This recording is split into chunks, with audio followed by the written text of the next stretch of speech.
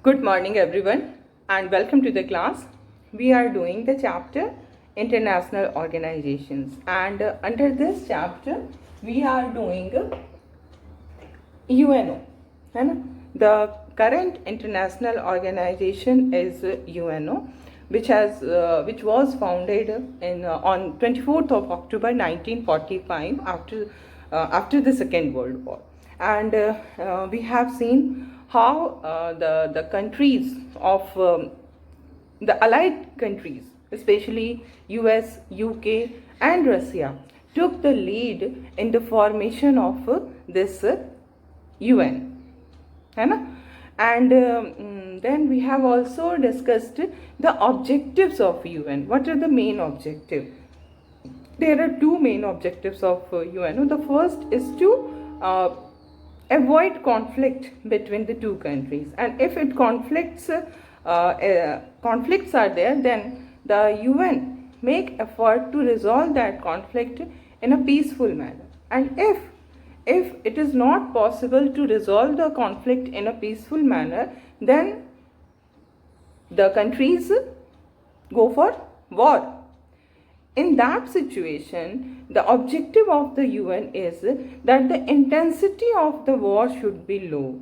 The devastation caused by war should be less. So this is the first objective of UN. Its objective is to stop conflict among the countries, and in this way it ensure world peace and security. And the second objective of the UN, as we have discussed in the previous classes, that its second objective is to facilitate cooperation among the member countries, so that the social issues, the economic issues can be resolved.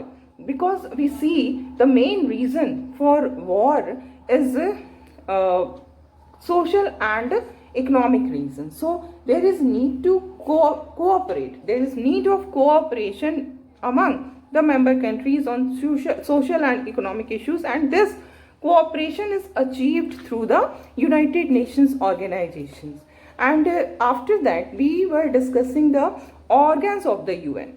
What are the main organs of the UN? We have seen the first organ, General Assembly, in which all the members of the UN are the members of General Assembly, and it is based on the principle of equality, where every country has one vote and the value of the vote is also similar.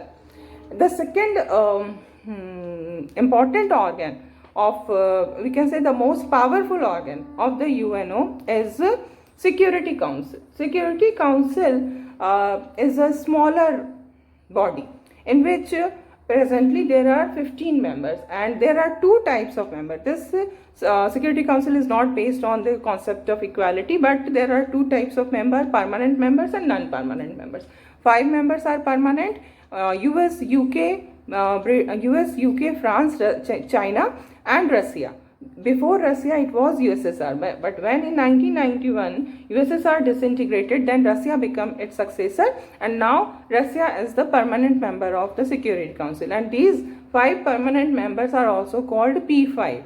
And then there are 10 non-permanent members who are elected for 2 years by the General Assembly. So in this Security Council, we see that all the members have one vote, but the value of vote is not similar. Like the permanent members have the veto power. Veto power, it's power to say no. As we discussed in the previous class, that if suppose any resolution is being passed by 14 members of the Security Council, but if one permanent member is not in favor of passing that resolution, then that resolution will not be passed, because that permanent member has veto power. So the permanent member uses his veto power, and in this way he can stop any resolution to pass. And we have also seen that it is Russia which has used the veto most number of times.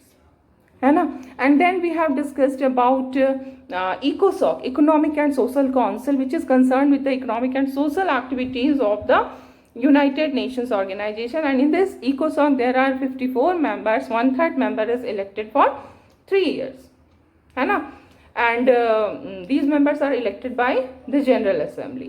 And then we have discussed about the International Court of Justice, in which 15 judges are there, and these 15 judges are elected for 9 years, and they are elected by both General Assembly and Security Council. Both are involved in the election of the judges of the International Court of Justice, and in this election of the judges, absolute majority is taken into consideration, है ना.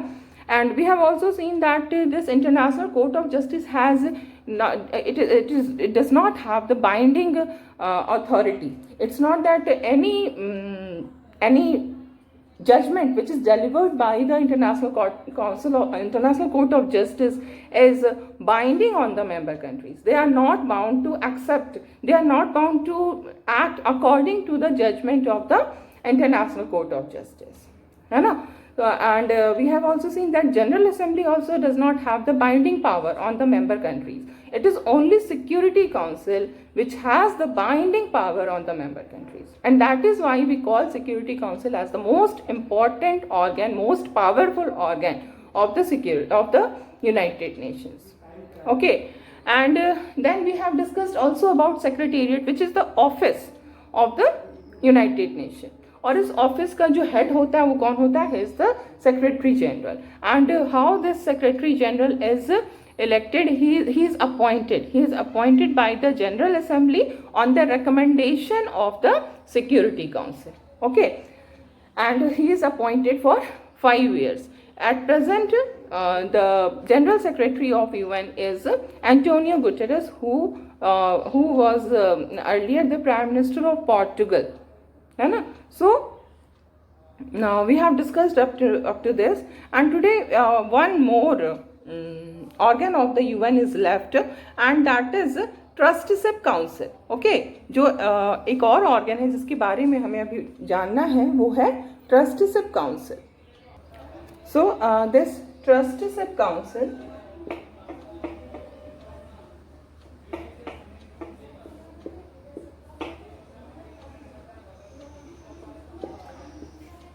at present, this organ of the UN is not existing. It is suspended because what was the aim of this organ? The function of this organ was to ensure that the countries which are under the colonial rule of the big powers, in those countries, in those colonies, there should be at least minimum level of freedom and minimum level of facilities of life must be provided by the colonial government.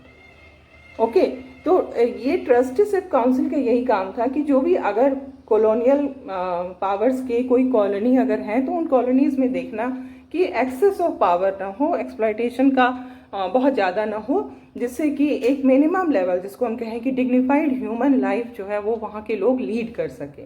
ये देखने के लिए ही trusteeship council का formation हुआ था. And what happened that on 1 November 1994 the last country was Palau which got independence, है ना. And after Palau there was no other country which are under the colonial power of any country. So what happened that there was no need of trusteeship council because no colony was there, no more colonies were there in the world. Palau was the last colony who got freedom, Palau was the last country, last colony which got freedom on 1 November 1994. तो जब 1 November 1994 को Palau को independence मिल गई तो फिर कोई colony रही नहीं गई पूरी दुनिया में. तो अगर कॉलोनी है ही नहीं तो there is no need of trusteeship council, because trusteeship council colonies के एडमिनिस्ट्रेशन के लिए ही बना था कि कॉलोनीज़ में excess of power, colonial power अपने पावर को एक्सेसिवली यूज़ ना करे, जिससे वहाँ पर किसी भी तरह का वायलेशन ना हो ह्यूमन राइट्स का. ठीक है, तो इसलिए इस ट्रस्टीशिप काउंसिल को सस्पेंड कर दिया गया 1994 नवंबर में जब पलाऊ को इंडिपेंडेंस मिल गई. So this is all about the organs of the United nation. यही 6 इसके इम्पॉर्टेंट ऑर्गन हैं. और इसके अलावा इन 6 जो इम्पॉर्टेंट ऑर्गन्स के बारे में हमने जाना, इसके अलावे यूएन की बहुत सारी एजेंसीज भी हैं. There are so many agencies of UN. ठीक है. ये जो यूएन की एजेंसीज हैं, they are mostly concerned with social and economic issues. जो भी वर्ल्ड के सोशल इशूज़ हैं, ग्लोबल सोशल इशूज़ हैं, ग्लोबल इकोनॉमिक इशूज़ हैं, these all are dealt by these agencies of UN. Which are the agencies of UN? Like WHO, World Health Organization, है ना. WHO is the one of the agencies of UN. Other than WHO और भी इसकी वो है agencies हैं, like UNDP, जिसके बारे में आपने पहले भी UNDP का जिक्र कई बार आया है. यूनाइटेड नेशंस डेवलपमेंट प्रोग्राम, है ना, जो कि ह्यूमन डेवलपमेंट के लिए देखती है और इंडेक्स तैयार करती है ना. इसी तरह से जो एक और कई सारे एजेंसीज हैं. एक है, बहुत इम्पॉर्टेंट है ये, United Nations human rights commission, UNHRC, United Nations human rights commission. अगर कहीं पर ह्यूमन राइट्स का वायलेशन होता है तो उसको वो आंसर करती है कि वायलेशन नहीं होना चाहिए, ह्यूमन राइट्स को लोगों को मिलने चाहिए, है ना. इसी तरह से और भी यूनाइटेड नेशन के एजेंसीज हैं, like united nations high commission for refugees, united nations high commissions for refugees, UNHCR, high commission for refugees. इसी तरह से यूनिसेफ है. यूनिसेफ क्या है? UNICEF is about united nations children's fund. बच्चों के लिए ये फंड कलेक्ट करती है और बच्चों के ही बेटरमेंट के लिए, बेटर लाइफ के लिए पूरी दुनिया में बच्चों को जो मिनिमम जो उनकी रिक्वायरमेंट्स हैं, हेल्थ से रिलेटेड, एजुकेशन से रिलेटेड, वो सब पूरी होनी चाहिए. इसको आपको अभी डिटेल में भी पढ़ना है. अभी I am just telling you about it. UNICEF, है ना, united nations children's fund, UNICEF.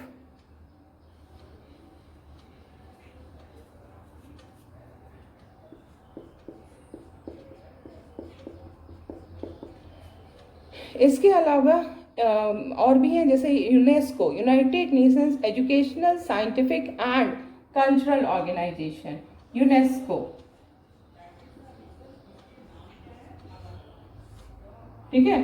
WHO, UNDP, UNHRC, UNHCR, these are the agencies of UN through which the economic and social objectives, economic and social issues of the world are discussed, and the problems, social and economic problems are resolved through these organizations. Okay. So now we move to a new topic. अब हम एक new topic की तरफ move कर रहे हैं. जो basic चीज़ें थी यूएन के बारे में वो हमने डिस्कस कर लिया, है ना. यूएन के कैसे आया एग्जिस्टेंस में, इसके ऑब्जेक्टिव क्या है, इसकी यूटिलिटी क्या है किसी भी इंटरनेशनल ऑर्गेनाइजेशन की, and we have also discuss the main organs of the UN. And now we are going to discuss reform of the UN. This is the main focus of this chapter, reform of the UN. And this reform of the UN, why we are talking about this reform of the UN? We are talking about this reform of the UN because UN was formed in the year 1945, and presently we are in 2021. तो ये जो बीच का समय है, इस period में बहुत सारे चेंजेस आए वर्ल्ड पॉलिटिक्स में. अगर हम वर्ल्ड पॉलिटिक्स को देखें तो बहुत सारे चेंजेस आए, जिसके कारण ये बहुत ही ज़रूरी हो जाता है कि यूएन में रिफॉर्म्स आए। तो वो क्या चेंजेस हैं, we will discuss those changes later. First of all हम ये देखेंगे कि जो रिफॉर्म्स की बात हो रही है, किस चीज़ को रिफॉर्म करना है, यूएन के किन चीज़ों में सुधार की जरूरत है, what aspect of UN is need to be reformed. ठीक है, किन किन चीज़ों में सुधार की जरूरत है। तो इसमें हम देखेंगे कि जो रिफॉर्म की बात होती है वो दो तरह की बात होती है।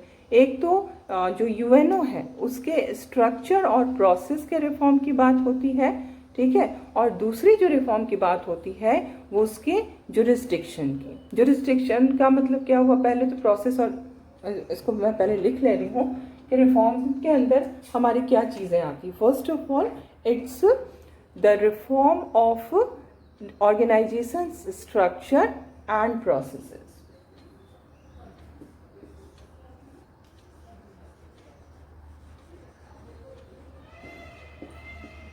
Structure and process of the UN. और जो दूसरा एस्पेक्ट है रिफॉर्म का, it's about the jurisdiction of the organization.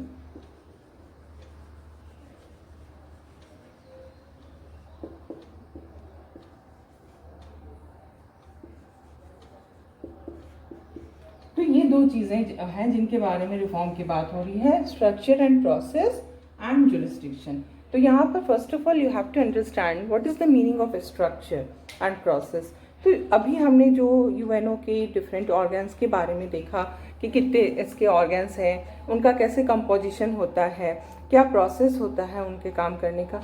तो जो पहला डिमांड है रिफॉर्म की, जो नीड हो रही है, वो ये है कि इसके स्ट्रक्चर में चेंजेस लाए जाएं, इसके प्रोसेस में, कंपोजिशन में, जो इसके डिफरेंट ऑर्गन्स हैं उनकी जो कंपोजिशन है उसमें, उनके काम करने के तरीके में चेंजेस लाए जाए। और दूसरी चीज़ जो है वो jurisdiction of the UN. Jurisdiction का मतलब होता है इसका जो पावर है, एरिया ऑफ पावर, कहाँ कहाँ तक ये अपने पावर को यूज़ कर रही है, इसके क्षेत्राधिकार। अगर हिंदी वर्ड हम देखें यूएन का जुरिस्डिक्शन का, तो दैट इज क्षेत्राधिकार। इसके अधिकार क्षेत्र में क्या क्या है, ये किन चीज़ों में इसको पावर मिला हुआ है, किन मामलों में इसको पावर मिला हुआ है। तो जिन मामलों में इसको पावर मिला उसमें चेंजेस लाने की बात हो रही है कि इसके जुरिस्डिक्शन को ही चेंज कर दिया जाए, स्कोप ऑफ इट्स वर्क, जहाँ तक वो काम करती है, जिस एरिया तक उसको काम करने का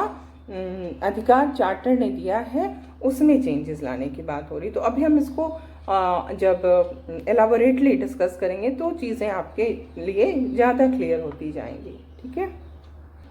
तो जब हम यूएन के स्ट्रक्चर और प्रोसेस की बात करते हैं, when we talk about reform in the structure and process of the UN, actually we are concerned with the composition of security council, ठीक है। जो मेन रिफॉर्म की डिमांड है, it is regarding security council, क्योंकि security council ही हमने देखा कि it is the only organ of the UN which have the binding power over the member countries. तो जो रिफॉर्म की बात हो रही है कि इसके स्ट्रक्चर और प्रोसेस में चेंज आना चाहिए, तो ये जो डिमांड है, it is about the composition of security council, it is about the functioning of the security council. So first demand of reform is that there should be increase in the permanent members of the security council and non-permanent members should also be increased. तो सबसे पहली जो demand है reform की वो ये है कि सिक्योरिटी काउंसिल के मेंबरशिप को बढ़ाना, to increase the numbers of permanent and non-permanent members.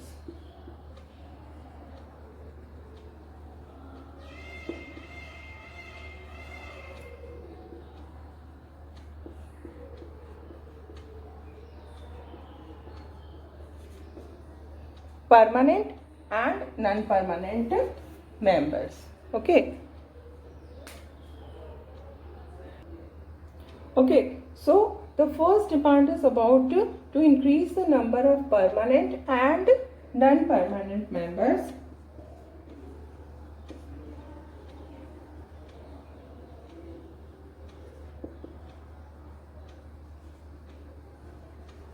और इसमें जो सबसे जिसको हम कहेंगे इस रिफॉर्म को लेकर के बहुत ज़्यादा जो कंट्रोवर्सी हो रही है, ये परमानेंट मेंबर्स को लेकर के है, क्योंकि परमानेंट मेंबर्स के नंबर को इंक्रीज़ करना बहुत बड़ी बात होगी इंटरनेशनल पॉलिटिक्स के लिए। लेकिन ये डिमांड काफ़ी जोर पकड़ता जा रहा है, क्योंकि जब सेकेंड वर्ल्ड वॉर जब ख़त्म हुआ था, तो एट दैट टाइम जो वर्ल्ड की जो रियलिटीज़ थी, now the realities have changed completely, so there is need to change the institution also. जब circumstance बदल गए तो उसके accordingly जो organization है उसके membership को भी बदलना होगा।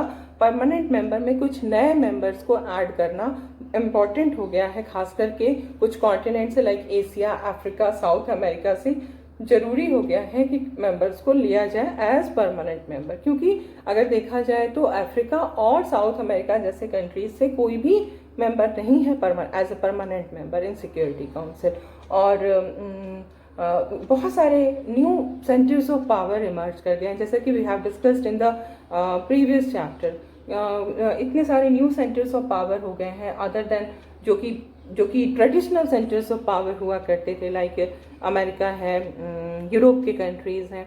तो अब इन न्यू सेंटर्स ऑफ पावर को भी इसमें इंक्लूड करना होगा। तो ये हम लोग पढ़ेंगे, इसके बारे में और भी डिटेल से भी पढ़ेंगे। अभी हम सिर्फ ये देख रहे हैं कि किस तरह के रिफॉर्म्स की डिमांड है, ठीक है। तो रिफॉर्म की ये डिमांड है कि number of permanent and non permanent members should be increased, है ना। और इसके अलावा जैसे जो यूएस है और अदर वेस्टर्न कंट्रीज़ हैं, वो भी क्या चाहते हैं, they want improvement in the UN's budgetary procedure. Budget का जो यूएन का प्रोसीजर है और जो एडमिनिस्ट्रेशन है उसमें वो इम्प्रूवमेंट चाहते हैं। That is another demand for reforms by the UN and western countries. तो सिक्योरिटी काउंसिल में एक डिमांड ये हो गई, और दूसरी डिमांड ये हो गई कि US and other western countries want improvement in the UN's budgetary procedure and its administration. This is about structure and process. And now we see what is the demand for the reform in the jurisdiction of the UNO. Okay.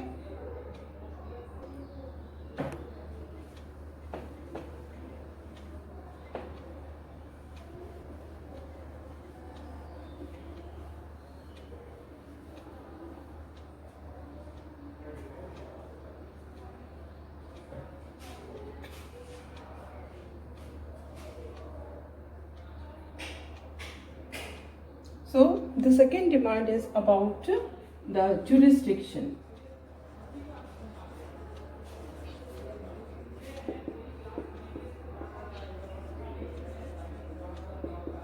And now we see that there are many countries who want that the UN should play a more effective role in peace and security missions.